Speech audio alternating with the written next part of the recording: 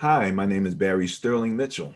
I produce the Sterling Net Point Power Rankings and the Bias Plus reports, and this is Ben and Barry on football. Hello out there, this is Ben Dickerson, rocking the old school New York Giants hat. Got a lot going on in the NFL. Things are changing day by day. We're trying to keep up, so here we go. Yeah. This week has been monumental, historic, Benny. Things historic happened this week, and we're going to cover a little bit of all of that. So you got your Giants hat on. We did the team thing last week. Any particular thing happened with your Giants that you want to mention real quick? No, not really. I think things are going well. We did pick up an edge rusher. He's not a star player and no name, but that's okay. I don't even really want to talk about it right now. The thing that I was happy about was the fact that it seems that Mr. Gettleman is getting people at certain skill positions from free agency and preparing to do a lot more things in the trenches through the draft. But when we get a chance to talk about the draft, you're going to find that that first round is going to be loaded with special talents. And I believe that when the Giants pick comes up, one of those special talents will be taken. Special talents. I did get a chance to watch some pro days. And it's the first time that I can say that I spent as much time watching pro days. In previous years, we watched the combine. I was just kind of getting into the groove of the combines and what was what, you know. But I did decide one thing. I said, I got to show something. Let me see if I can find it real quick. The 40 time is one of the favorite things that I like to, that we like to talk about. And so I posted these 40 times. I don't think anybody has gone faster than these. And, from what I understand, they're saying that all of these times, because they're pro days, they're not official. So some people are even adding a tenth of a second or something like that to times just to say, we think that if this was in a combine electronically timed, that's what it would be. But These are the times that are being turned in. Right. These are hand timed. Okay. So because they're not electronically timed, they can't be deemed official. Okay. But they're hand timed. They're hand timed by coaches who do this kind of thing all the time. So they're fairly accurate. My thing is, when you start seeing stuff in the 4.2s, okay, what's the worst it could be? 4.3.1. It's still blazing. Oh man, 4.25. Eric Stokes, Anthony Schwartz, 4.26. Oh, and the laggard of the group, Rondale Moore, and I think he's probably the biggest guy there, isn't he? 4.29. Rondale Moore is a wide receiver. He's not really big. He's about. We were talking about one of these guys that had pretty good size, though. Do you remember who it was last week? That was probably Anthony Schwartz. Okay, all right. This was like a 6-footer, 6'1", something like that. 4.26. Holy mackerel! So yeah, got a chance to watch a little bit of the pro days. I'll say one thing. Of all of the quarterbacks who had their pro days and then got their interview afterwards, it was obvious that the most fun guy was Mac Jones with Alabama. Why do you say that?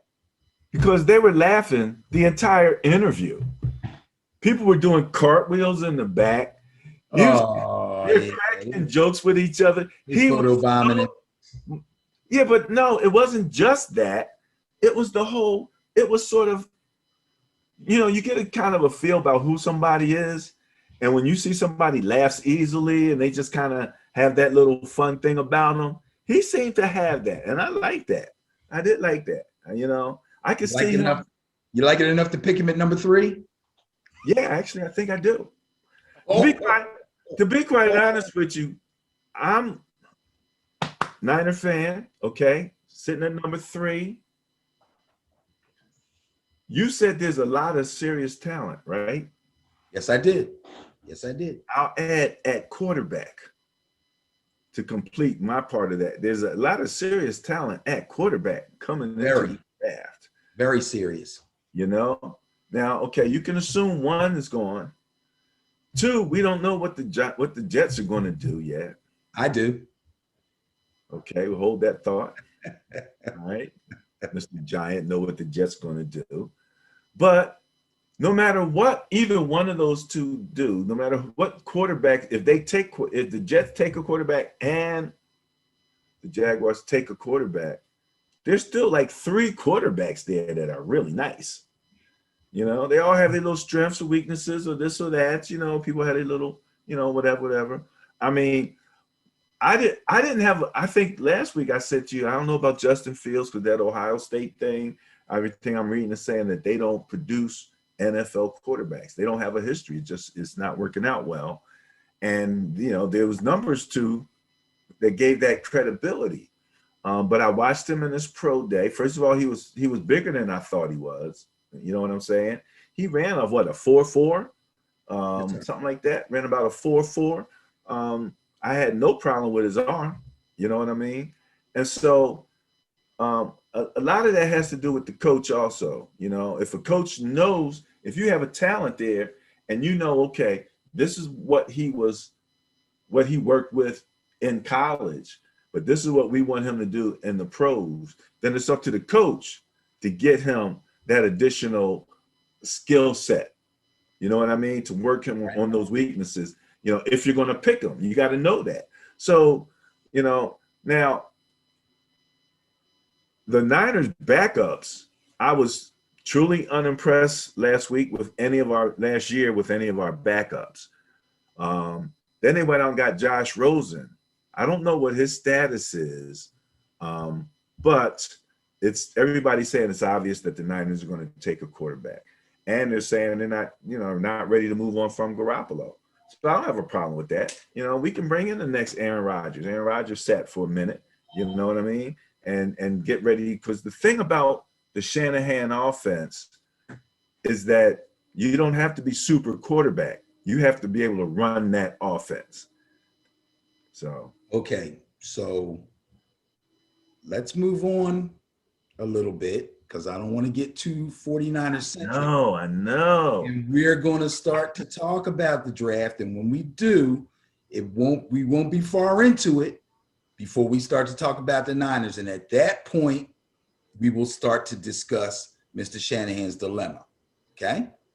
All right. Absolutely, Ben. That was excellent. Thank you very much. As a matter of fact, this is a good time for this, Benny. And Barry on football. What you need to know when you need to know it. Tune in Fridays, 6 to 7:30 p.m. Isn't that great?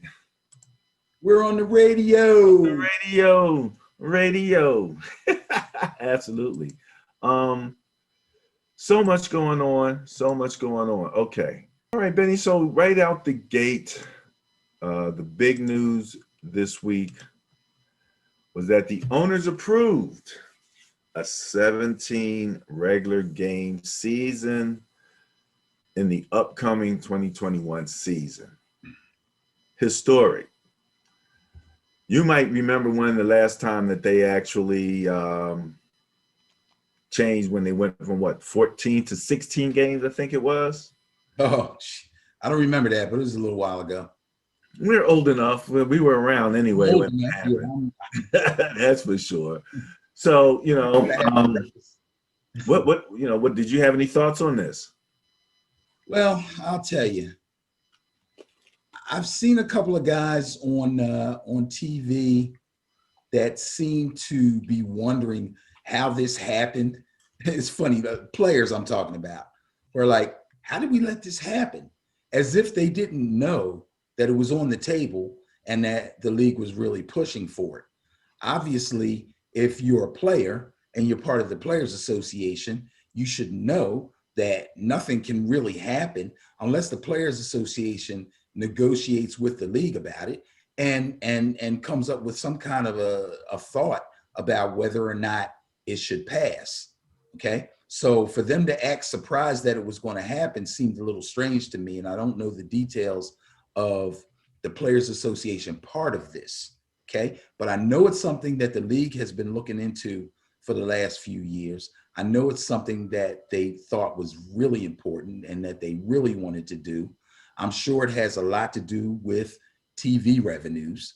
And along with that, to kind of try to make it more palatable for the players, they said that they would reduce the preseason down to 3 games instead of 4. I mean, I think that's a natural thing to do. If you're going to add a regular season game, you got to cut a preseason game. But other than that, I mean, I'm not shocked. I'm not shocked at all. This is something they've been looking to do for some time now. Well, yes, absolutely. And we have on the Ben and Barry on Football site the opponent. Now, they don't have the date scheduled yet, but we have the list of all of the opponents. So, for example, Buffalo Bills home. So you see they have their divisions listed for both home and away. Dolphins, Patriots, Jets. So you get to see them twice. That's normal, you know. And then you go off into the other teams. So they'll be home, for example, against Atlanta. They're playing the NFC South. Say that again. Their non-conference games are against the NFC South. Right. That's that other part of the scheduling system that you always bring up. I'm always amazed that I don't have that all down pat yet. But NFC South, that would be your Panthers, Texans, and Colts, right? Right. Okay. All right. Well, no. No. No, that would be your Texans are AFC. Yeah, that would be your Panthers, your Saints, and your Buccaneers. But the main thing is that Ben and Barry on Football on Facebook, I wanted to make sure we try to put a concise piece of information that you'll be able to go back to and reference at any time. So, you know, that list is there. You said NFC, here's your Tennessee Titans, AFC South. Okay, so the Tennessee Titans are in the AFC South. So obviously they play everybody in their division twice. But as far as non-conference games are concerned, just giving a quick look here. The Cardinals. They're playing the Cardinals and the Rams and the Seahawks. So that means they're playing your division. I see my Niners. I see the Saints. Right. They're playing the NFC West. Now, the Saints would be, see, when you go to 17 games, there's going to be one more. Okay. So they actually have a list now of that one more game. Yes. The one more game. So that's I believe that's on our page. I'm giving an example. So when people go to this, they can figure out what's going on. You have your conference games. You have 2 games against your division opponents. And then you would play non-conference games against a particular non-conference division where you would play everybody in that division. And then because we're going to 17 games, you'll get, this is what it looks like to me, you'll get one more non-conference game. So real fast, looking at the Tennessee Titans, their non-conference schedule will be against the NFC West, okay? Seahawks, Niners, Cardinals, blah, blah, blah. And their one extra non-conference game will be against the New Orleans Saints. Okay. And they'll play the entire NFC West plus the Saints. Okay. We're going to put that little matchup list together so that I have it. I need a cheat sheet on that, Benny. All right. I need a cheat sheet on that, but that's good stuff. So it's there on Ben and Barry on football, all of those things. And Ben, how can this be useful for fantasy people to be able to see this ahead of time? Just to some degree, yes. It'll be more useful once the schedule actually comes out. But yes, that can be important. It's going to be interesting. One of the things that they're talking about is records. I just posted on our page. It's a Wikipedia reference, but it's every NFL record. It's like every team record. From the inception of the team? I think so, you know.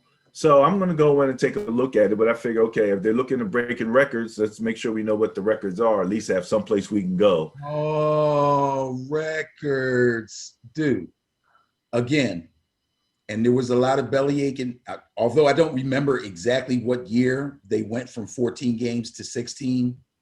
There was a lot of belly aching about records, and now that's going to start again, because obviously if players have more regular season games, then they have more chances to break records.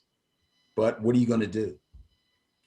Well, that's kind of what everybody is saying. But the one thing that people do throw out is the asterisk. You could put the asterisk next to it, and then put 2 asterisks next to the next time that they add some more.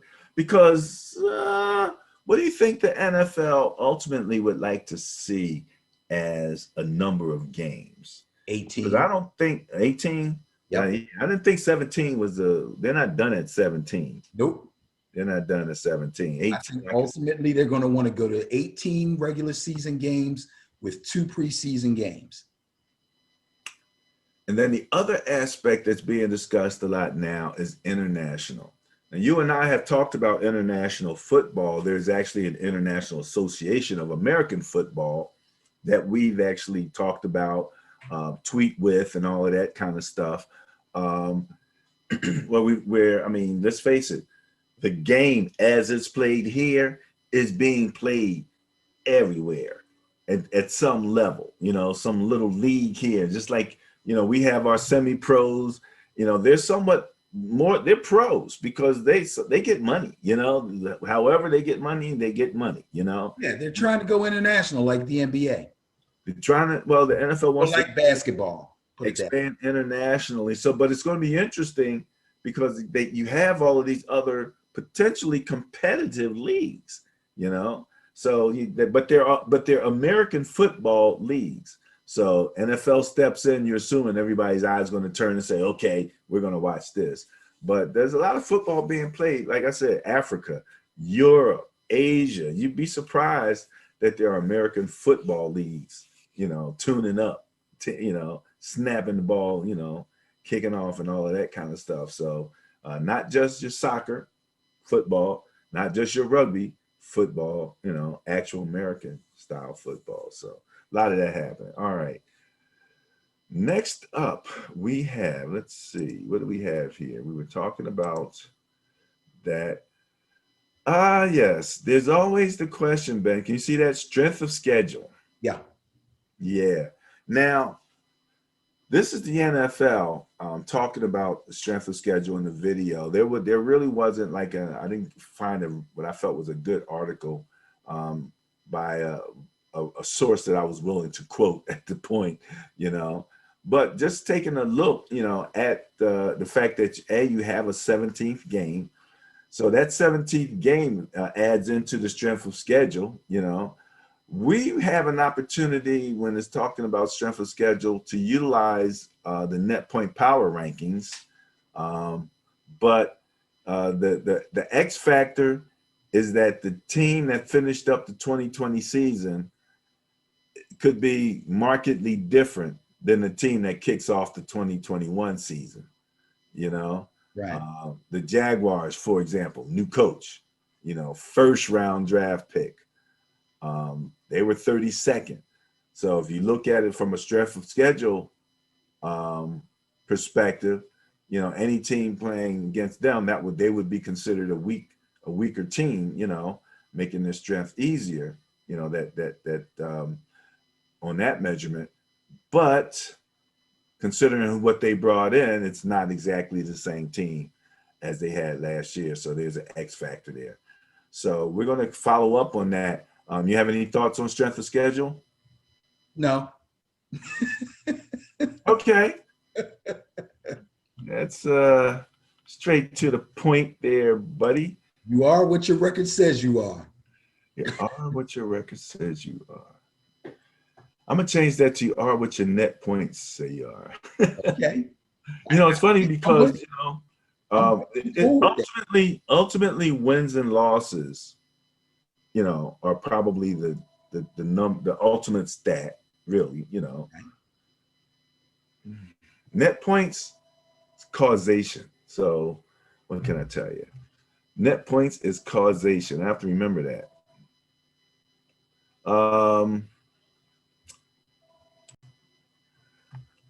All right, Benny. Next up, this being such an active trading season, I wanted to make sure that as I saw this, I put this out here because it was kind of put at least one piece of business to bed as we move into the draft and, you know, whatever's continued. But with safety Marcus Williams signing his franchise tag with the Saints, another Ben, 1 year, 10 million, right? Yeah, there it is again. The theme, 1 year, 10 million. Right, veteran player. Every player who was tagged this season now has either landed a long-term deal or signed the tag for the coming season. So all the tagged people, that business is settled. Next up, the free agents and the draft. You know, so that's kind of where the NFL's, you know, moving right now in terms of points of business. Anything on that real quick? No, that's a Saints issue. I'm sure that they did what they felt was best for them, and it helps them settle in on whatever their draft strategy is going to be. Absolutely. Ben, you were a running back. I was a running back. We've talked about this gentleman here. Oh, the Tyler Rose. Earl Campbell. It was his birthday. And the reason that I posted this, they had a debate on television. I think it was on our morning show, Good Morning Football, about running backs. And if you're a running back, would you rather be the guy who can shake that guy and make him miss? Or do you want to be the guy who trucks that guy? I want to be both. You know, if you can, but most running backs lean to one or the other. Right. Lean to one or the other. I mean, your body type kind of. And as much as we like, as what they call angry runs and all of that, I thought about Earl Campbell. And I don't know. Let me see if I can show what I wanted to show. But what I wanted to show was Earl Campbell's medical situation right now. You know, from trucking all of those people, poor Earl Campbell now. I mean, he is completely debilitated. His body is debilitated. He can barely walk. You know, they say he takes, I think, Vicodin or whatever for the anxiety, you know, and it kind of breaks your heart because he was like that guy we all kind of like, hey, Earl Campbell, you know, we all loved everything that he did. I remember Earl Campbell, did he split his helmet against the Steelers, lowered his head and put his head right? I think he split the Steelers' helmet. Okay. Somebody's helmet got split. Off the top of my head, I think it was Donnie Torpedo Shell. Remember Donnie Shell? Oh, man. I think it was Donnie Shell. They called him Torpedo.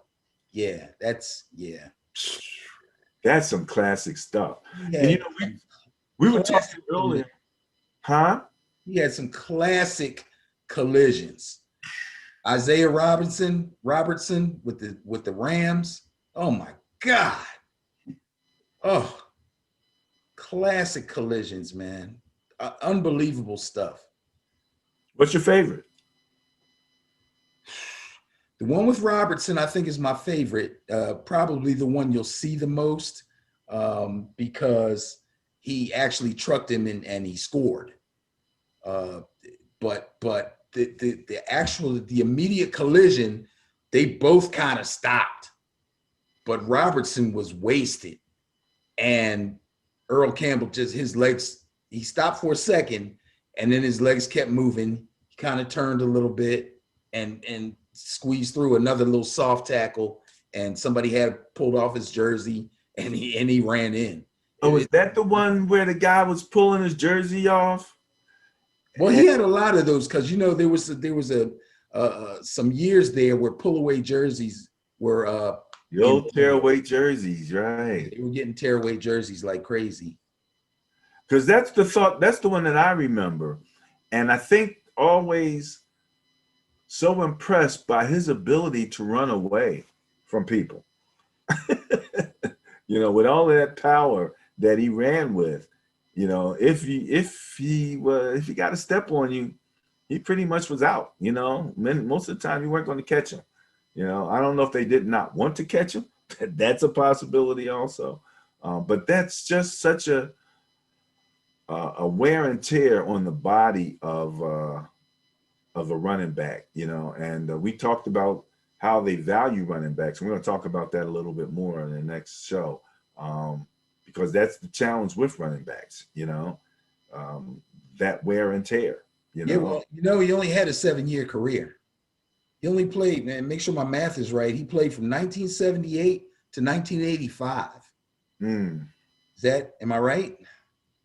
It's about right. Yeah.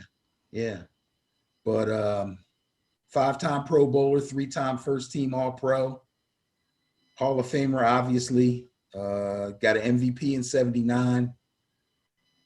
He packed a lot into those 7 years and averaged like 4 point something per carry. Incredible player. Yeah, absolutely. So that was my thought. Again, when you look at the economics of the running back position and you think of all, how much you love those running backs. And then the funny thing is Barry, who's the ultimate shake guy, of course, beside our Gale Sayers, well, Barry kind of just walked away. He was pretty much healthy, right? When he walked away, he didn't really. Barry Sanders never really sustained any extremely serious injuries, like any torn ligaments in his knees or anything like that. I think he might have had a couple little missed games with maybe ankles and stuff like that. But for the most part, he had a pretty long career and probably could have gone longer. And yeah, he walked away. He walked away healthy. I don't even feel like probably. I felt, no doubt in my mind, he could have gone longer. It's just when that switch turned in his head and he said, okay, that's enough for Barry. And that's just how he was, Right. So it was an amazing thing. But our favorite player, who as I always tell people, I used to grade or rate his cuts by how many people hit the ground off of the cut. It's like, oh, he got one body on that one. Oh, I've seen him do 3 bodies, almost 4 bodies. And I think against my Niners, he probably had at least one cut where half the team hit the mud. As he ran for 6 touchdowns on his greatest day. It's funny. Young guys nowadays don't know a lot about the old school guys. And sometimes they don't really want to hear it. They believe in the guys that they've seen, which I can kind of understand that. But when you talk about some of the incredible things that the old school guys do or did, the one thing, there's a lot of amazing things about Gale Sayers, but one of the amazing things was you have not seen in a long time. I challenge anybody to remember one, nor will you ever probably see it again. A starting running back who ran back kicks and punts. economically not sound right in today's times, and it wasn't sound back then if you really think about it. You And it know, probably shortened his career also. But guess what? He did the damn thing. yeah. Hey, look, let me tell you. All right, enough reminiscing. The next segment, we're going to have Mr. Dickerson kind of tell us a little bit about what he thinks is going to happen in the upcoming draft. I will let him name it, tell you what it's all about. But before we do, I simply want to say this is Ben and Barry on football. You can find us on online radio at WJRL 953.com on Friday evenings from 6 to 7:30. You'll also find Ben and Barry on football on Spotify, and Anchor Podcast and Apple Podcasts. Whew! Where else are we? Twitter, Facebook, Instagram, and YouTube. I think that's it. Anyway. And you can find me at Simon's Recreation Center every Sunday morning. Yeah, Ben still coaches. He's still out there with the young guys, telling somebody run a 9 route, run an 8 route.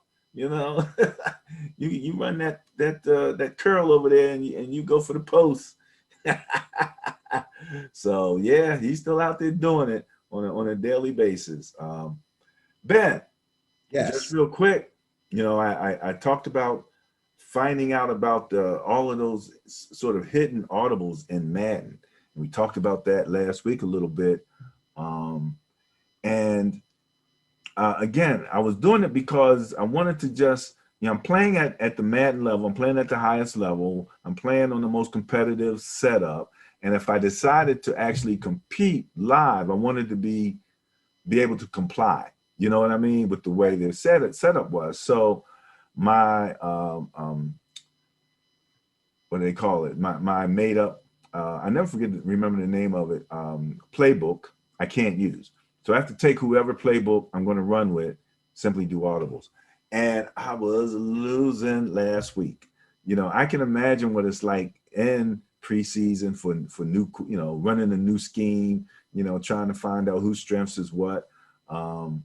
Actually, I found a couple new receivers. We'll talk about some of the people that I've found. I want to make sure they're actually still on the roster because they don't update their rosters that quickly on Madden at this particular time. So long story short, found how to do a rotation in my formations and my audibles, and man, makes all the difference in the world, you know, when you're able to walk up to the line of scrimmage and make the necessary changes and put the defense in a bad situation. You know what I mean? Where you got leverage to one side or something like that because you know your offense. And the thing that I want to mention that comes out of this, because in Madden, again, you're controlling you're the coach, you're calling the play, you're also the quarterback. So you're everything, you know, and snapping the ball until the ball leaves your hands. As we move into this upper echelon of salary for quarterbacks, are we more and more getting to the point where a quarterback should be able to call his own plays? What do you think about that?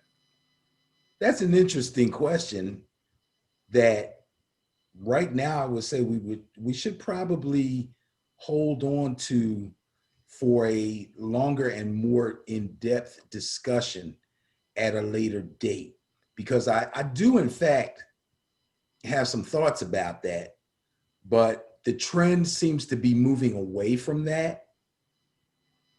And Peyton Manning and maybe a Drew Brees or an Aaron Rodgers who don't 100% call their own plays. Peyton Manning's probably the last one that I can think of that pretty much had total autonomy as far as play calling is concerned. I don't see that. I don't see it. I'll tell you real fast why I don't see it. I look at college football, okay? And a lot of these college systems, whether they run a pro system or whatever they run, they almost 100% get the calls from the sideline on top of hand signals, headset, guys holding up cards, all kinds of stuff. So the pressure of, or the perceived pressure of calling your own stuff has been totally taken away from them.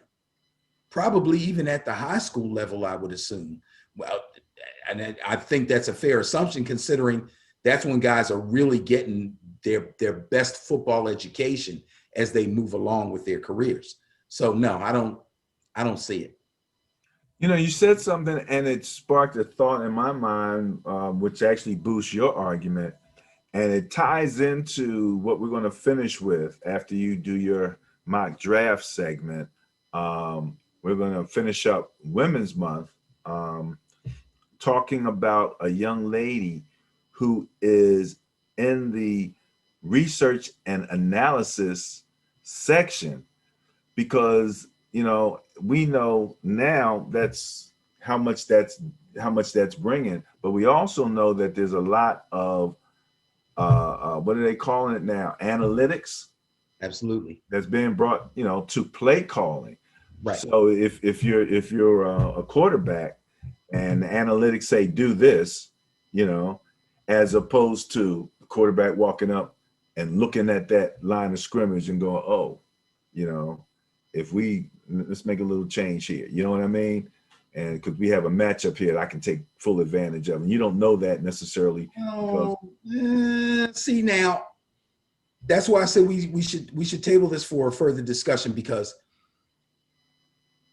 what you're saying right now, I think, is more what's going on with Major League Baseball, where analytics come into play with each individual player against the skills of each individual player and each individual situation. And what inning is it? What's the score? This guy hits to the left, this guy hits to the right, this guy throws curveballs. Okay, it's a little bit more fine-tuned analytically there. Whereas in football, while the game is going on, it's pretty much, this is what they're showing me, this is what I want to do against that. It doesn't have to be analytical. It's this is what we do best, and this is what we practice against if we see this or that. Okay, the analytical part comes in right off the top of my head real fast. The 2-point conversion. When to use it, when not to use it. There's specific written down situations where they say, do not go for 2 points here. Yes, you must go for 2 points here. You can go for 2 points if this is the situation or that is the situation. That's the type of analytics that go on in football. That's a good point. That's a good point. And we will table this because next week, I want to talk a little bit about, there's actually a competition that the NFL is involved in, which has to do with analytics. So people are providing analytic, what would you call it? Where you give, you know, something, or you submit analytic submissions for competition now. So they're actually really trying to get that going. All right, so we're going to bring that up next week. All right, Mr. Dickerson, your turn. Okay. I want to hear what's going to happen in your mock draft. Okay, so this is the first official Dickerson Brothers mock draft 1.0. And I say Dickerson Brothers because I got a lot of input from my brother, who I want to shout out right now. It's my brother, Donald Dickerson. Okay. This guy watches college football like crazy. He is a football savant. And hopefully we can get him on a show soon. But I got a lot of input from him. I agree with him in a lot of things. He gave me some information that I didn't have. I gave him some information he didn't have. And I disagree with him sometimes. But this is what I came up with after discussing this with him. And I'm going to try to go through the entire first round as quickly as I can. Early on, I'm giving some caveats here. Early on, I may give some heights and weights, but it'll be mostly for quarterbacks because I want people to understand that because this is a pretty rich, I don't want to use the word rich when it comes to the quarterback class, because it's not rich meaning there's a lot of them, but the few that there are really, really good quarterbacks. So this could be a really good quarterback draft. There's a lot of teams that need quarterbacks, and there's a lot of quarterbacks that are going to go early. So I want to show the comparison there. Also, because this is such a talent-rich draft as far as wide receivers are concerned, people are going crazy. And I've seen fans from teams across the league that are screaming, we got to get this guy, we got to get that guy. People are debating who the best receivers are. So keep that in mind. And remember that because it's such a talent-rich draft as far as wide receivers are concerned, that your team may in fact pick another position of need, knowing that they can get a good receiver somewhere else down the line. So those are a couple of things that you want to keep in mind, okay? Stuff that everybody knows about, I'm going to probably go over really fast. I got some notes here to make sure I stay straight. So bear with me. Here we go. Okay. So the number one pick in the draft is the Jacksonville Jaguars. Obviously, everybody knows they're going Trevor Lawrence from Clemson. He's 6'6", 220. Got the size, the arm. This guy checks all the boxes. Okay. He's a champion. He's won national championships. He's competed in national championships. Makes all the throws, great player. And because the Jacksonville Jaguars have hired a new coach, and that new coach is Urban Meyer, who was a stellar college coach, this looks like a really great marriage. No surprises there, okay? Now, here we go. New York Jets. I said in a previous show that I thought, and you know, things happen really fast in the NFL, okay? So by the time you see this show, something else might have happened. But at the time, I said that I thought that the Jets were going to try to give Darnold another chance and try to build around him because they know that he has the skills to be a good NFL quarterback, but he's played under 3 different head coaches. He's had all kind of coordinators, and it's been a mess, and the team's been a mess, and he just really hasn't had a chance to excel with the type of weapons that he's needed. Well, I changed that idea. I believe that the New York Jets are going to try to reset at quarterback, and I believe that they're going to pick Zach Wilson. And I'm going to tell you why.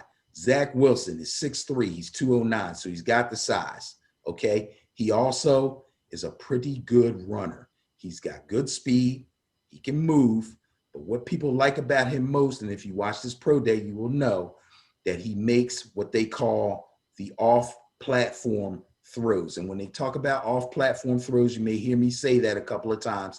This is what they mean. They mean he can throw at different arm angles. He can throw on the run. He can roll left, square his shoulders, and throw deep to the right. Those are off-platform throws. If he's under pressure, he can dance in the pocket and deliver that sidearm throw when you need it, or that 3/4 arm throw. Okay, those are our off-platform throws. That's what they talk about. Zach Wilson excels at that, okay? So, and on top of the fact that he has elite arm talent. If I just say arm talent, that means he can make every throw, he has a strong arm, and he is accurate. You may hear me say this guy has good accuracy, this guy has a strong arm. If I say elite arm talent, that means he's got it all, okay? That's Zach Wilson. I believe the New York Jets are going to take Zach Wilson. Now, here we go, bro. At the number 3 pick that they got from a big-time trade, the San Francisco 49ers are obviously going to take a quarterback. The question is, which quarterback will they take if Lawrence and Zach Wilson are off the board? Some people say Justin Fields. Some people say Trey Lance. Some people like Mac Jones from Alabama after seeing his pro day. Lately, at least since Shanahan's been there, and even before that, well, we'll say post-Kaepernick, okay? The 49ers have had the classic pocket passer. That would be Mac Jones. But I don't think Shanahan's going to go that way. I think Shanahan wants a more mobile quarterback because that seems to be the trend in the NFL. No, Bear, don't worry. He's not going to take Justin Fields. He's going to take Trey Lance from North Dakota State, same school that Carson Wentz went to. This guy's got a big-time arm, big-time arm. His deep ball is nice. He's got good accuracy, but he's got really nice accuracy on his deep ball. That's a big deal. He throws the ball well on the run also, and he's got good size. He's 6'4", 227, and he will run a DB over, okay? So if he gets loose in the secondary, DBs beware. He will truck you like a running back. I think Shanahan will like that. I think he's going to take Trey Lance. If he asked me, I'd say, yes, Mr. Shanahan, take Trey Lance, okay? Now, a lot of people think he should take Justin Fields, and I understand why they're saying that because he had a really good pro day. He made those off-platform throws like Zach Wilson does, okay? The problem with Justin Fields, and it's not something that can't be fixed, I don't think, is that sometimes, I don't know about his problems with pre-snap, but his post-snap judgment has been called into question. He holds the ball kind of long sometimes, but he's supposedly a good leader, and locker room guys like him. He's a good locker room guy, so he's got a lot of other good things going for him. Also, his 40 time was off the charts. I think he ran like a 4.4. So don't worry, you'll hear his name come up again really soon. And you know what Trey Lance ran? Do I know what Trey Lance ran? Actually, I don't have it right here in front of me. What did Trey Lance run? He ain't slow. Huh? He ain't slow. He's not slow. No. I will find that out in a minute. Go ahead. Okay. Now, the number 4 pick, and I said this is the Dickerson brothers mock draft 1.0 because there may be a 2.0. There is some speculation that some teams will be moving up via trade. So, but I'm going to go with it as it is right now. So the number 4 pick belongs to the Atlanta Falcons. The Atlanta Falcons just restructured Matt Ryan's deal. So Matt Ryan's not going anywhere. But the Falcons also know that they have to get a quarterback in the future. Now is not the time to try to build around Matt Ryan. He's at the back end of his career. So guess where Justin Fields ends up? Justin Fields is probably going to go to the Atlanta Falcons, okay? The number 5 pick. Before you go there, hold on one second. Sure. Let me just say I did watch the Justin Fields pro day, and I liked his aura. I liked his command, his confidence. You get a chance to kind of see him just, Yeah, his leadership skills have been touted, yes. Yeah, I like that. He was a little more mature type of guy. He was taller than I thought, okay? What he ran a 4.4. You asked about Trey Lance. They're saying he looked like he clocked pretty much a 4.5 consistently. Yeah, he's 6'3", 228, Fields. You running 6'3", 4.5, I ain't mad at you. And I'm happy to see that, they're willing to bring somebody on, and develop them. And like I said earlier, I don't think you could go real wrong with any of those 3 guys. I like Mac's sense of humor. I was surprised. Sense of humors don't win games, bro.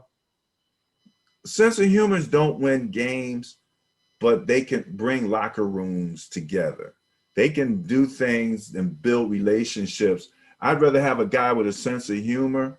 You know what I mean? I remember what they said about Montana. I think it was in the Bengals Super Bowl when that he's already been the starting quarterback for 6 years before that. Stop.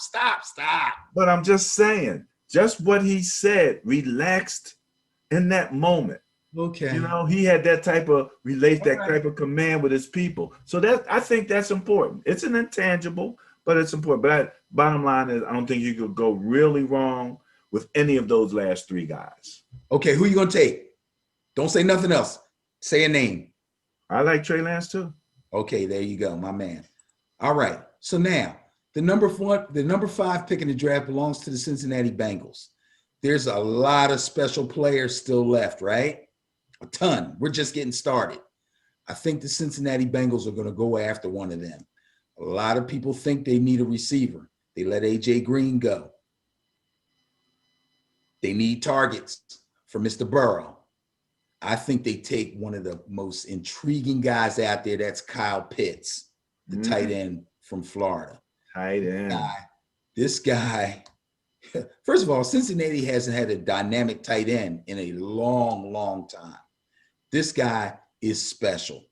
He's so special that he actually could come in and play wideout full time if you ask me, okay? But you put him at the tight end position and give him the freedom to flex him out like they do Gronk and some of these other guys. Sometimes the guys like Waller, guys like Kittle, he's going to be right up there with them. I guarantee you this guy is going to be right up there with him. So that'll be a big pick and a big special player for the Cincinnati Bengals. At number 6, the Miami Dolphins, they get a chance to get a target for Tua. Now, a lot of people think Tua's going to want Devontae Smith, Alabama guy he threw the ball to. There's a receiver out there that, in my opinion, is head and shoulders above all these dudes, and all these dudes are special. But there's one guy who's really, really the best guy. That's Jamar Chase. I've been talking about Jamar Chase. His last year he played at LSU, and I had to remind people about him this previous season because he opted out because of COVID, okay? Jamar Chase is super special. He's the best wide receiver on the board. I think the Miami Dolphins will take Jamar Chase. Now, Hold it. Yes. We talked about the guys who ran 4.2s earlier in the show. You didn't tell them what Jamar Chase ran. What did he run? 4.38. That's right. And how big did you say he was? Jamar Chase, I think I didn't say how big he was. I told you I didn't want to grind this down with a lot of, but he's special. He's special, and that's the only reason that I mentioned that. His route running ability, his hands, his body positioning, ball skills, that's what makes him special. It's not just about speed, okay? And we know there's guys that run 4.4s and 4.5s in the Hall of Fame. That's no big deal. Okay, what makes him special is his ball skills and his route running ability in his hands. That's what really makes him special. But if he can run a 4.3 on top of that, that makes him even more dangerous. Okay, so you can take those 4.2 guys. You won't hear me mention their name, maybe not at all in the first round. And if I do, it'll be lower down because Jamar Chase is heads and shoulders above them. All right. Total skill wise. Okay, now, this team's a bit of an enigma. They could go anywhere. It's the Detroit Lions. They have a lot of needs. But I believe that the Detroit Lions are going to look to protect their new quarterback, Jared Goff, and they're going to go with the best offensive tackle on the board, in my opinion, and that's Penny Sewell from Oregon. Big, athletic, road grader, and good pass blocker. And that's the kind of combination that you want when you're looking at an offensive tackle. He may slide in at left tackle right off the bat. Okay? So the Detroit Lions can't hurt themselves by taking Penny Sewell.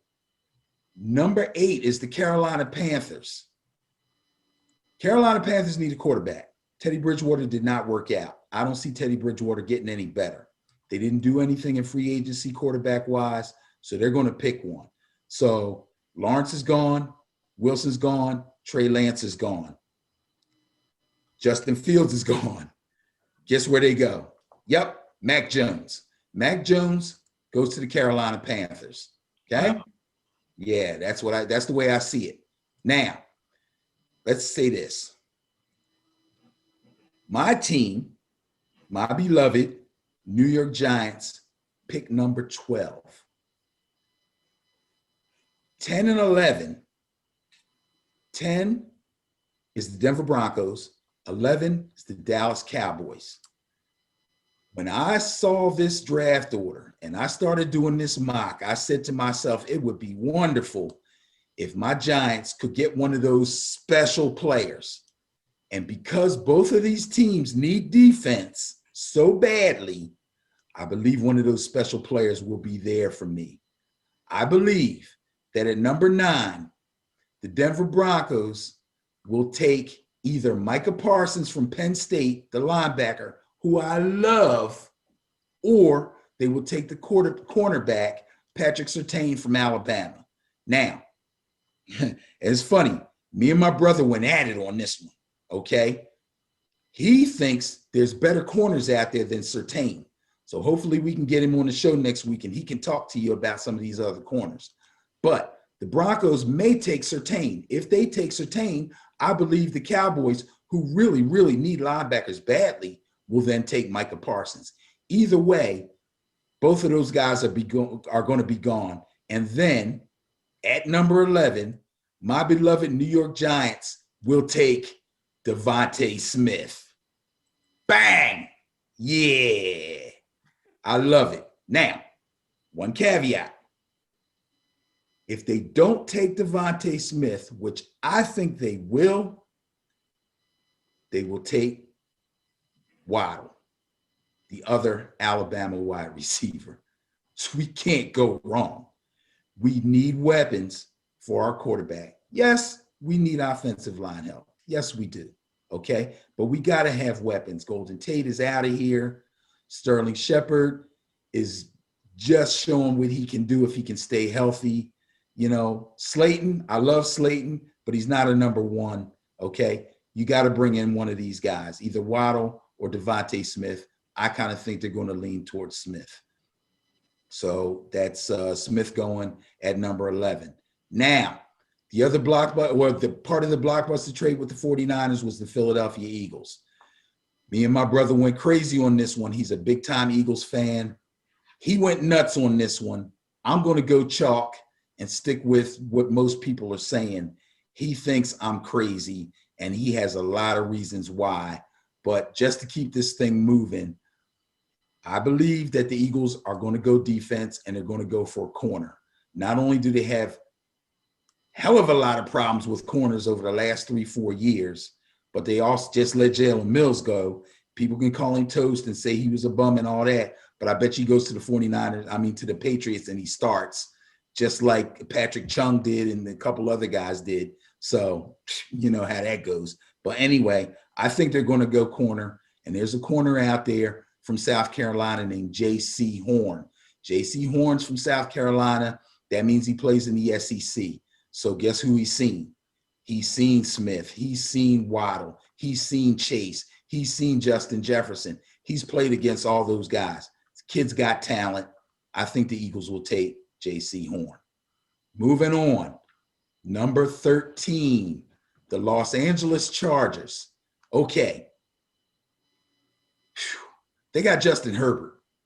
You got to protect Justin Herbert. They go offensive tackle, and there's a big-time guy out there from Northwestern named Rashawn Slater. Rashawn Slater played right tackle for Northwestern, but I think he can slide in as a left tackle also.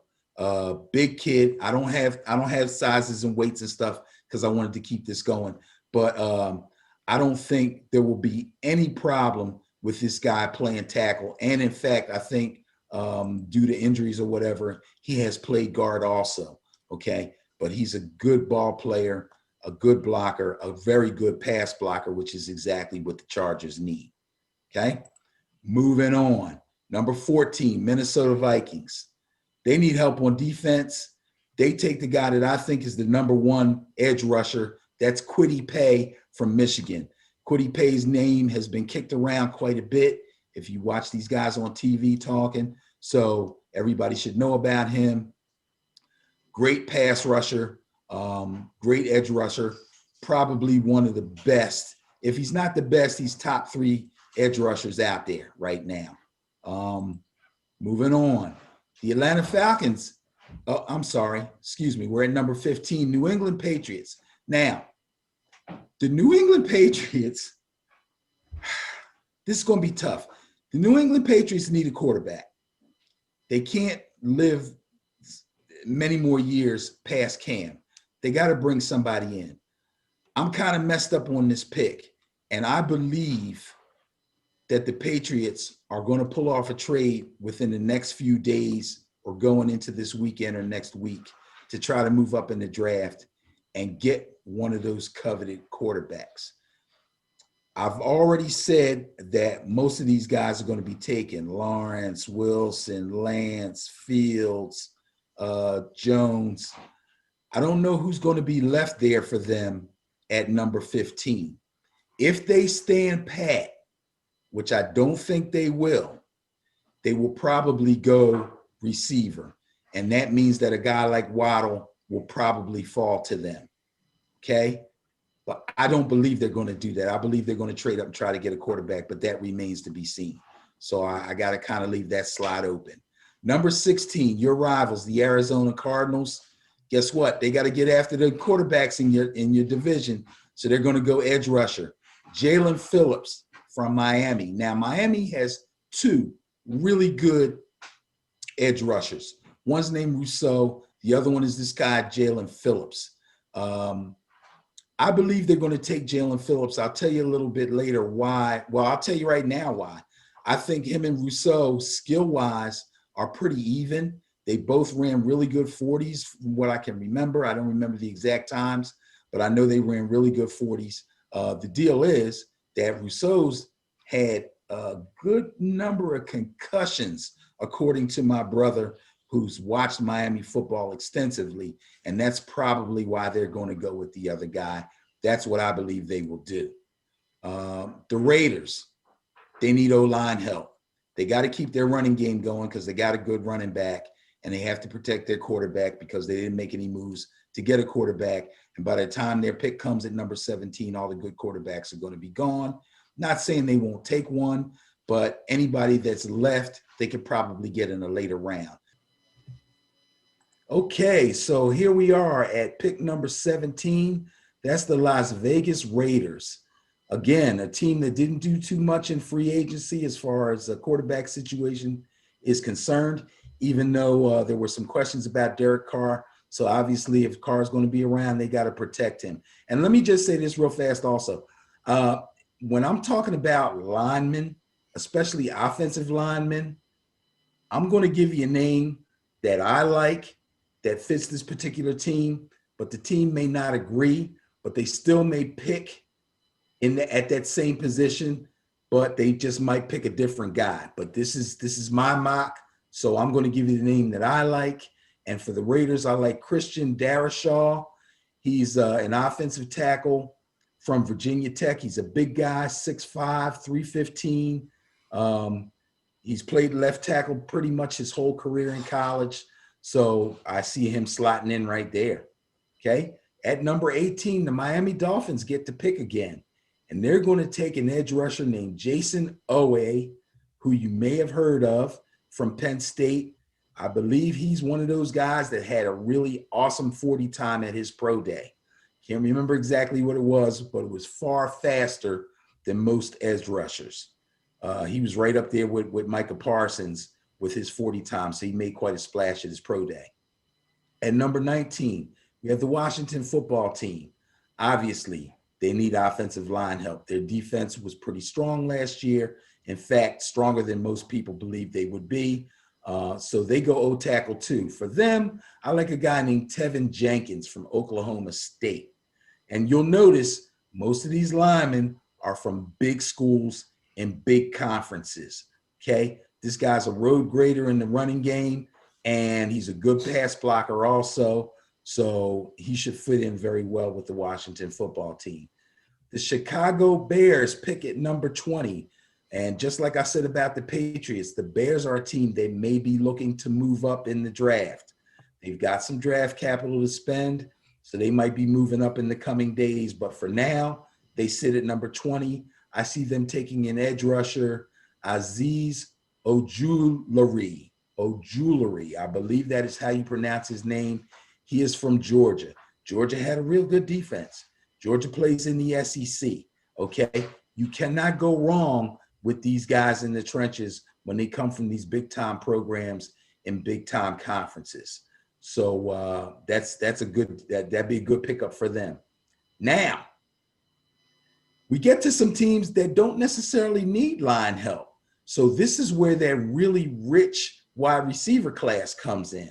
At number 21, we have the Indianapolis Colts. They go wide receiver. And they go wide receiver because, let's face it, T.Y. Hilton did not have a great year last year. They got a kid named Pittman who's pretty good, but we don't really know how good he can be, and we don't know if he will really qualify as a number one receiver. So they go wide receiver Rashad Bateman from Minnesota. Okay? Now, from what I've been told, he doesn't have really great or freak athlete top end speed, but he's a pure separator, meaning he gets in and out of his breaks quickly. He's probably quicker than he is fast. He gets in and out of his breaks quickly and knows how to accelerate out of his breaks, and he's a very efficient route runner. So that'd be a nice pickup for the Indianapolis Colts. At 22, the Tennessee Titans. They lost Corey Davis in free agency, but they do still have A.J. Brown. And the closest thing to A.J. Brown is D.K. Metcalf, and they both went to Ole Miss. So where did the Tennessee Titans go for a new wide receiver? Elijah Moore from Ole Miss. Here we go again. From what my brother tells me, this kid is a freak athlete, just like those two. You put the three of them together with their shirts off, and you go crazy wishing you had a body like them, okay? That's the kid that they're going to go after because, let's face it, got to have weapons for Ryan Tannehill to complement their run game, okay? Number 23, the New York, I'm sorry, I got some speculation stuff written down here. It's possible that the Seahawks make a move in the draft, but right now, wait, hold on a second. Let me just double check something. Yes, right. The New York Jets got this pick from the Seattle Seahawks, number 23. This might have been part of the trade with the Jets for the safety. But anyway, obviously, the Jets need defensive help. They need a lot of help, but they need defensive help. They're going to go after cornerback Greg Newsome from Northwestern. Now, here's the funny thing. This guy plays real well in his own defense. Some guys they call shutdown corners. Some guys are good man-to-man corners. Some corners play exceptionally well in a zone. This is one of those guys. Greg Newsome is a guy that my brother likes better than the guy that I speculated the Eagles to take. I kind of went chalk there because I wasn't really sure and I didn't want to stick my neck out with J.C. Horn. So I said J.C. Horn from South Carolina because he's an SEC guy. But my brother likes Greg Newsome better, okay? He says he's got really good ball skills. He's got good speed, and he can cover really well in space, which makes him a really good zone defender. And Robert Saleh likes to run a lot of zone on his defenses. So that's a good fit there. The Pittsburgh Steelers pick at number 24. They need some help on defense. They're going to go with edge rusher Gregory Rousseau. Now, I talked about Rousseau when I talked about the other Miami end. And I told you Rousseau had some concussion issues, okay? But the guy's 6'6", 260. That means he's tall, he's lean, and he's fast, okay? So a high-end athlete like that on the other side of their line, on the other side from T.J. Ward, that would be a big deal for the Pittsburgh Steelers. I like him going there. We're getting there. We're at number 25. Jacksonville Jaguars get the pick again. They got to get some defensive help. They go with a safety, Trayvon Moehrig from TCU. Now, you don't hear a lot about TCU, but if you really go and look at some NFL rosters, you'll find some key players from TCU, especially on defense and especially secondary type guys. This guy is going to be one of those guys. Played a long time in college. When I say played a long time, I mean he's not a guy that's leaving early, like after a redshirt freshman or sophomore year. Okay, so he's been around a little bit. He's got a lot of experience, and TCU plays in a pretty good conference. So safety help will be coming for the Jacksonville Jaguars by way of Trayvon Moehrig. The Cleveland Browns. You would think that the Cleveland Browns are feeling pretty good about their defense. Obviously, they feel really great about their offense.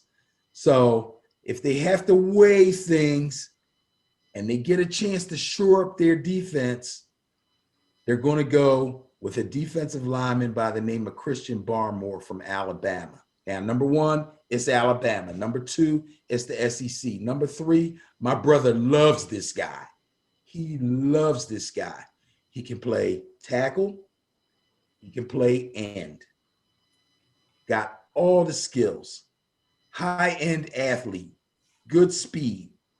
Can bend when he's coming around the corner. You know how, your edge rushers, they have to have that bend where they can turn their body and contort their body to get around an offensive tackle without losing any speed. Barmore has all of that. He'd be a big-time pickup for the Cleveland Browns.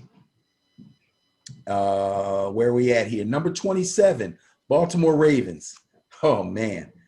I could do a show on the Baltimore Ravens and the whole thing about receivers not wanting to go there in free agency because of Lamar. That's the wrap. But right now, they need to get themselves some receiver help. And now you're going to hear a name that you might not really know a whole lot about.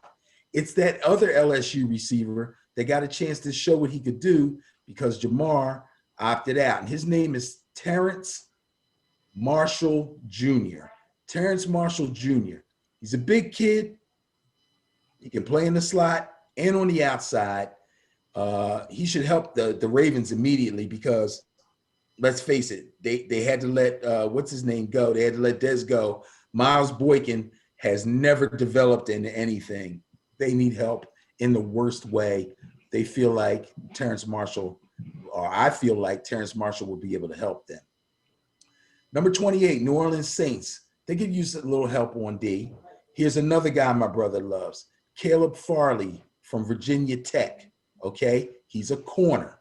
Okay, Saints can always use corners. And I got another little tidbit from my brother today that I won't get too deep into, and I don't know if you heard it or not, but evidently their number one cornerback, Mr. Lattimore, got busted with a stolen gun, supposedly. So I don't know how that's going to turn out, okay? But they go cornerback, Caleb Farley, who he likes better than even the other two cornerbacks that I mentioned, but I feel like he'd be a really good fit for them. So Ben, you're down to what?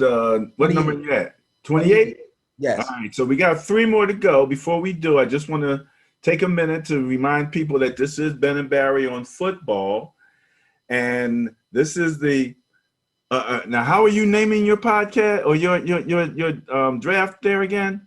This is the Dickerson Brothers NFL Mock Draft 1.0. Now you see why I didn't try to say that, because I wouldn't have got all of that right. But absolutely. Okay, so you're getting the rundown. We got 3 more positions to go. Ben and Barry on football, WJRL 95.3.com on the radio, Fridays from 6 to 7:30, and on most all social media under Ben and Barry on football. And you can always go to www.benandbarryonfootball.com. Okay, I'm sure I flubbed that 2 or 3 times, but let's go with the final 3. That's okay. One more thing about the Saints, and I mentioned Caleb Farley. There's a lot of speculation out there that Caleb Farley is, in fact, the best of the cornerbacks, even better than Surtain. But again, these kind of things depend on the team and how the team feels, their scouting department, what they tell their GM, and how they feel a guy's going to fit. So you may hear some of these same names that I've mentioned, but you would hear them going to different teams. Instead of this cornerback, they may take that cornerback, okay?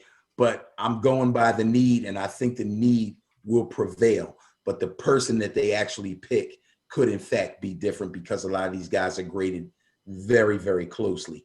Okay, number 29, Green Bay Packers. Hey, they're looking for a linebacker. Let me make sure I say this name correctly. Jeremiah Owusu-Karamu from Notre Dame. My brother absolutely is nuts over this guy. This guy is an elite athlete.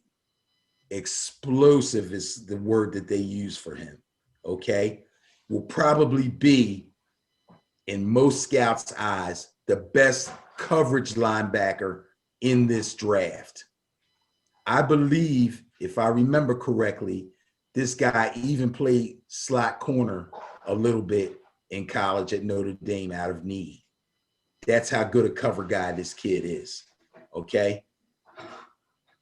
If the Packers get him, that will be big for them because they really need linebacker help. I'm sure Chris, your son Chris, who's a Packers fan, can tell you that, okay? If they're able to get this guy, this will be a big deal for them. The Buffalo Bills, yeah, we got to take care of, I'm saying we. Buffalo Bills are my AFC team, which I hate for people to say, like, your team is your team, okay? But I love the AFC team, Buffalo Bills. I just enjoy watching them, okay? And I think that they need a lot of help on defensive line. But speculation is, this isn't necessarily my hard pick here, but speculation is that they're going to go after a highly touted offensive tackle whose name is Dylan Raduns. This is a guy that blocked for Trey Lance, okay? And he's been rising up draft boards. He's played left tackle and he's played right tackle. But I think the Bills are looking at their line, and I think they've got some guys that have got a little bit of tread on their tires, and they're getting up in age a little bit, and they feel like they need to bring somebody else in. Now, their tackles, Darrell Williams and Dawkins, I think, is their other tackle. These guys ain't dead yet. They can still play. So you can bring in a kid like this who's got a lot of skill and kind of bring him along, and he's there and ready to plug in if you need him to, okay? But keeping Josh Allen clean is very important, so I understand that. That's why I'm going with this pick.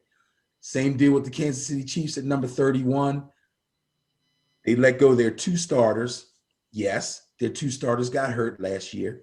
Yes, people are blaming the fact that those guys weren't around as being a big factor why the Kansas City Chiefs didn't win the Super Bowl this year. But they let both of them go. Schwartz and Fisher are now out of Kansas City. So, you know, let's face it, they went to the Super Bowl. They didn't trade up. They're picking at 31. They're going to go offensive tackle. There's a really big dude from Texas named Sam Cosmi. It's either Cosmi or Cosmi. I've heard it pronounced both ways, so I don't know which one is right. I try to get my pronunciations right, but I've heard it both ways. This kid, dude, this guy's 6'7", 309. What? Yeah, 6'7", 309. So he can move, all right? He can move. He's got long arms, which you need in an offensive tackle. Long arms is very important. If you're a big dude and you don't have long arms, they make you a guard, okay? This guy's 6'7", 309. He's a big guy. I think that's who Kansas City goes after. And Tampa Bay does the same thing with Walker Little from Stanford. Walker Little reminds them, and this is what I've learned from just kind of peeking in on some Tampa Bay Buccaneers sites. Last year, they took Tristan Wirfs early. Tristan Wirfs was a money pick right off the bat. You know, you love when your team picks somebody in the first round and a guy right off the bat comes in and starts and plays great. That was Tristan Wirfs. This guy, Walker Little, reminds them of Tristan Wirfs. I think they go after him. at number 32. And that concludes the first round of my mock draft. Oh man, Benny, Jimmy, Christmas. You stayed up half the night to get that done there, buddy. Half of a couple of nights. As of a couple of nights. Wow, that was pretty comprehensive. That I'm gonna have to go back and rewatch myself, you know, because I mean, so many of those names I kind of knew. You know what I mean? I mean, I'm watching. You've heard them, huh? Yeah. If you watch NFL Live, if you watch NFL Network, you've probably heard their name. Boop boop boop. You know what I mean? Exactly. You might not have heard a whole bunch about them, and that's why I have to keep reminding people. If I said this team's gonna pick this guy and they pick that guy, and it's the same position, then that means I was halfway right, because I recognized the need and I kind of felt where their hearts might be leading them. But I can only speculate as to which player at any particular position the team might feel more than me. You use the word speculation, and that's the fun of all of this, Yes. because nobody really knows what's going to happen. The fun is the surprise. Yes. You know, it's even like when we do our matchups during the season, and with the bias plus report, and we have the bias favoring some one team by a massive amount. The next thing we know, that team goes down. Such Right. as the game we talked about last week when the Jets came in and beat the Rams. It was like, oh, that wasn't supposed to happen. So that's a surprise, and that's part of the fun of it. Okay, Mr. Mock Draft. All right, so next week you bring the savant in, and we're going to add him to the conversation, and we'll do a little bit of a deeper dive. Okay. One more thing we want to cover. Today is the 31st of March, and I don't think we have any months with 32 days in it. So that's it for the month of March, which is Women's Month. And we have been celebrating women. I have 7 sisters. So, you know, I don't have a choice in the matter. But, you know, that puts me in a very particular situation with no brothers and 7 sisters. But we found a young lady who is spectacular to close out Women's Month. Are you familiar with this name? She is, give me some more adjectives. Spectacular, awesome. I don't, this woman, you want to talk about savant. Jacqueline David. Let me say her name. Look at her biography. Football research for Tampa Bay. Go ahead. You got to look at her resume. I scanned her resume. I didn't commit it to memory, but I was extremely, extremely impressed. I'm going to go through it. I have her write-up right here, and I'm not even going to try to remember it. I'm just going to read it. This woman knows football. Let me put it to you that way. You ready? I'm ready. It says here, this is from the Buccaneers team page. So this is her bio on their team page. Jacqueline Davidson enters her first season with the Buccaneers as the Director of Football Research in 2020. Okay. Davidson is responsible for supporting the front office and coaching staff in roster and strategy decisions. Strategy. Or as we would like to say, we used to say strategy. Strategy. Decisions through research and development of analytical tools and methods. Gotta have an analytics person. There she is. Woman after my own. But wait, there's more. Well, it says she will also work alongside General Manager Jason Lick and Director of Football Administration Mike Greenberg on player contracts. You ready? And salary cap decisions. So she's a capologist too. So you got the analytics expert and she's a capologist. Before joining the Buccaneers, Davidson spent 11 seasons.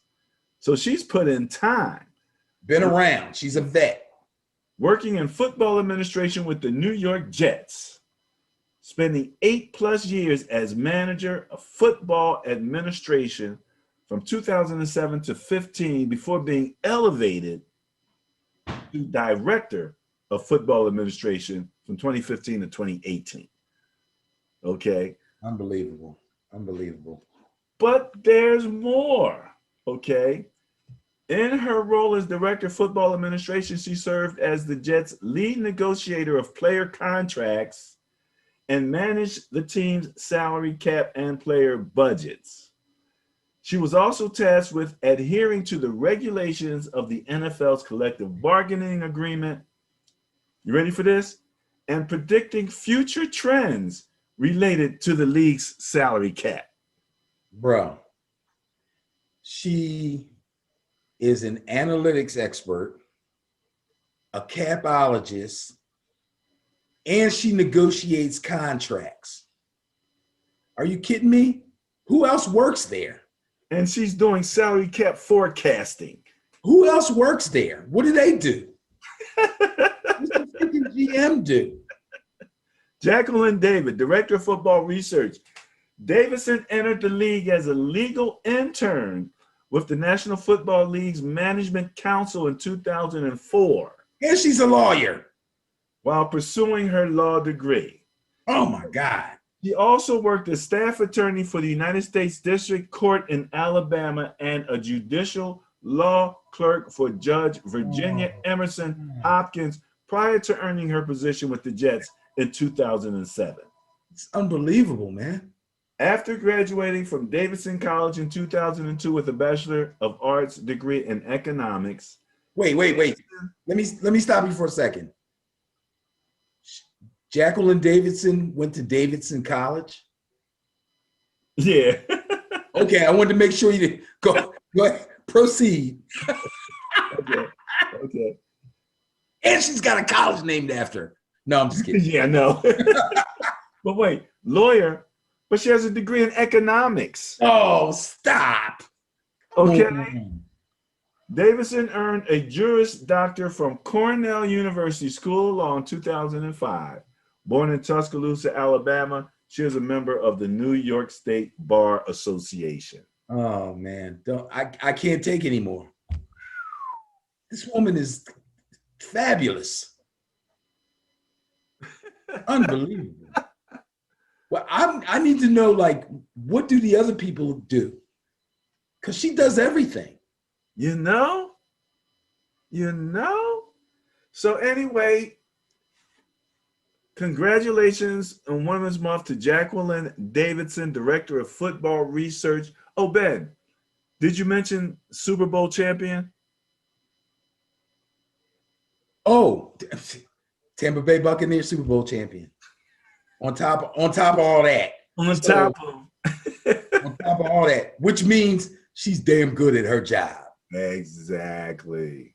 She doesn't only have the ability to do all these things, but she's damn good at them.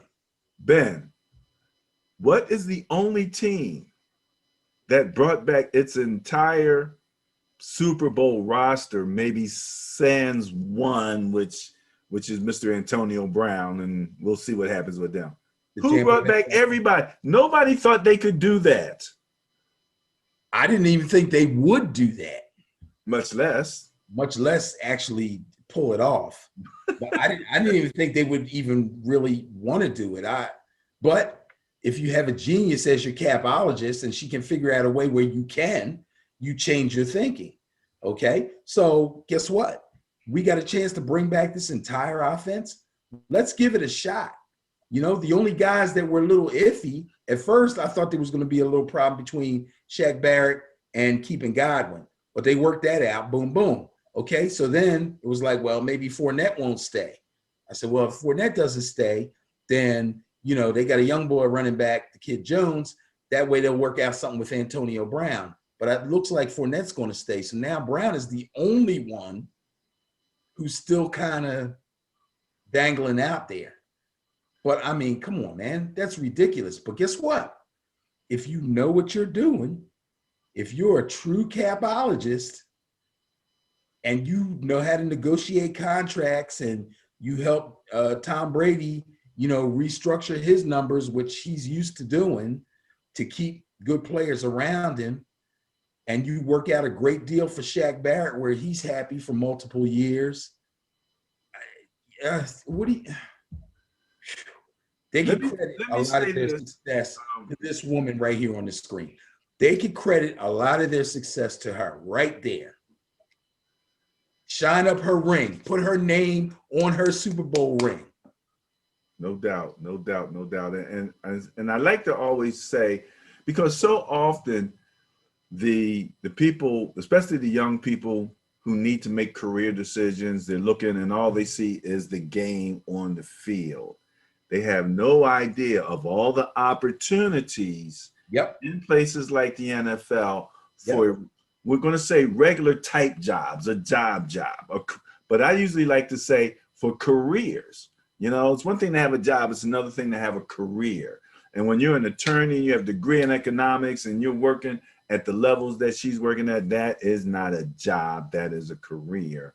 And again, congratulations, you know, we are not worthy. That is just one of the most awesome, you know, rundowns of history, of education, of experience, and who knew that she was there? That's a jewel, and she's been around all this time, you know, and we didn't know it. So that's another reason why you want to have a Women's Month, when you want to have a month where you actually take some time to take a look and see, you know, some of the accomplishments that have happened, you know, with the ladies, you know, or in our case, Black History Month, or even if it's, you know, a Hispanic month. You take a moment to appreciate what that particular group of people brought and brings to the table. So I tell you, at least go ahead. I would bet $1 to a donut. I like to say that a lot because but I would bet $1 to a donut that you would be hard pressed to find a more impressive resume than that. Yeah. By anybody in the NFL. Yeah, yeah. You know, it's funny. I always joke with people, you know, because like when I got my master's, I always tell people, well, you know, most of the presidents of the United States only had a bachelor's degree. So you can do a lot with a degree, but with all of that she has, it's just amazing. It's, you know, you know, it's just amazing. So, okay, that's it for me. I'm running out of words. What about you? All I got is go Noles. Go Noles.